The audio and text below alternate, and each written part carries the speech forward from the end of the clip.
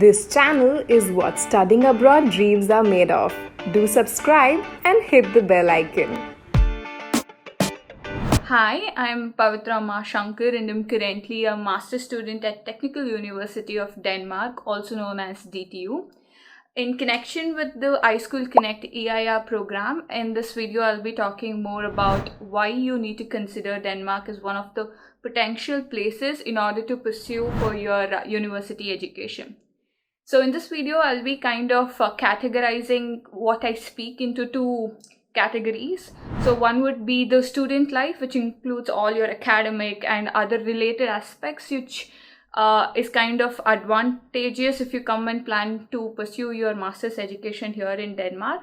And the other one would be the whole life of how would you live in Denmark and what makes it more nice and more welcoming when compared to the other countries. So coming to the first category, which I just mentioned, so it would be the student life. So I would say that Denmark has many of the most top universities which are recognized globally. So these universities kind of stand on top of the tree academically, and they're very dynamic. So the universities can be here at Denmark are like KU, also known as Copenhagen University, DTU, or the university where I study, it is Technical University of Denmark, Aalborg University, Aarhus University, and University of Southern Denmark. So these are like the top 5 universities which you can find here at Denmark. So this acts as one of the most important tool on why you need to study in Denmark, because the academic structure and the knowledge that you can gain can help you to build your career in future. So the top university is one of the most important factor you need to consider before applying anywhere around the world for your master's program. And next thing which I find it very impressive when you plan to study in Denmark is the ease of application process. So it was just a simple application process, and the whole of the admission process was very simple, which made me more comfortable when I kind of apply to the universities here.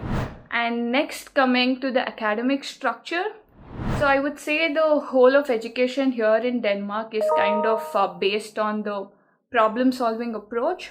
So most of the university kind of aid you or provide you with resources and knowledges, and also the projects that you kind of do throughout your master's program kind of helps you to think in a way where you can come up with innovative solution to solve any real life problem.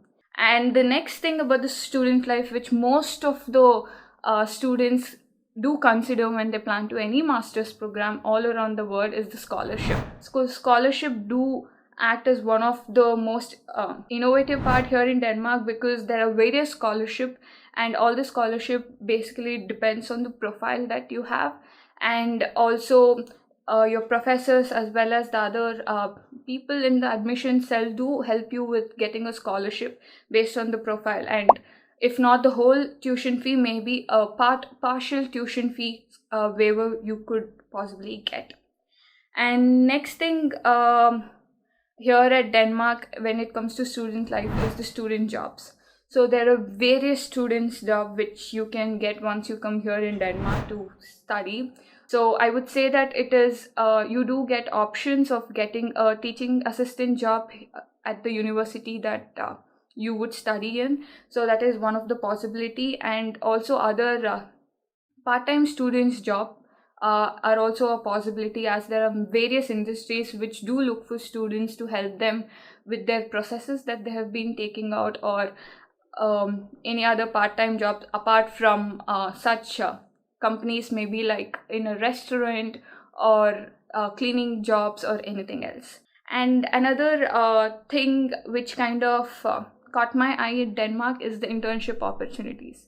So there are various paid internship given by most of the companies here. So accordingly, you can also kind of pause your master. For example, if you get a 6-month internship program, there is a possibility at DTU, as far as I have seen, that you can pause your master for that particular amount of period, and then do your internship, get paid during that 6 months, and later come back and continue your masters. So this is something which helps you to kind of um, know the path in which you want to walk in future, in case if you're doubtful on what career options to choose. There are also various career development programs that happen here in Denmark. For example, there is a program called as Young Professionals in Denmark. So this is a program where you need to kind of apply, and every year around 250 students, international students specifically, get selected. And it is like a 6 month whole program, 6 to 1 year whole program, where there are various networking programs and various career fairs, and also your personality development programs, and also career workshops. So at the end of this program, you're given a certificate saying that you have completed the career development program. So this is as a brief of what a student life would look like. As a whole, I should say it is a package where where you are given more of the resources, knowledge, and everything, so that your life as a student here in Denmark while pursuing your masters, and also after completion of your masters, would be fruitful. So the next topic that I mentioned earlier in this video that I would be talking about is life as a whole in Denmark. So when it comes to the people, I should say that people in Denmark are very, very sweet and very kind and very helpful. So in case if you're unfamiliar with few things, or if you're stuck at somewhere, they're really kind and helpful, and they make this whole country more hospitable and welcoming for any new person when they come here and stay at Denmark. And next would be the thing which I would like to mention is the language. So most of the people here speak Danish, and I thought this language barrier would be one of the biggest issue which I would face here, but that was not the case. So as a whole, I should say that a language is not really an issue, but in case if you plan to get a job here in Denmark and start living, I think learning Danish would be like a cherry on top of the cake, making your life more easier as you continue to live here. And next, coming to the food and culture, I should say that the Danish cuisine is really nice and very simple. One of the thing which is more classic here in Denmark are their open sandwiches, and with various kind of toppings and various ingredients which are locally grown. That could be like meat or eggs and many things. And the next thing, as a person living in Denmark, is the healthcare. So you do receive free healthcare here at Denmark, but the thing is you need to make prior appointments. There is generally no walk-in at any of the hospitals. You just have to make appointments, and really it is not expensive, I should say. But when it comes to eye doctor and dentist, I think that is really expensive. So apart from these two, I think it is the health care system here is very, very advanced and very good. And initially, when I came here, when I was figuring out to get my residence card, my bank account, and things like that, the process was not that complicated. It's just that everything in Denmark is totally online. And transportation.